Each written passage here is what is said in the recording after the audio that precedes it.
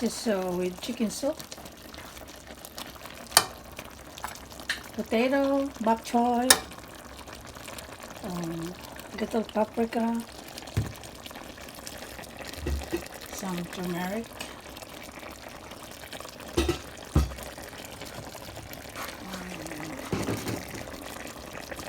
black pepper,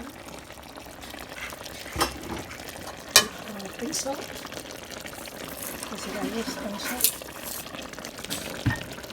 and 10 minutes.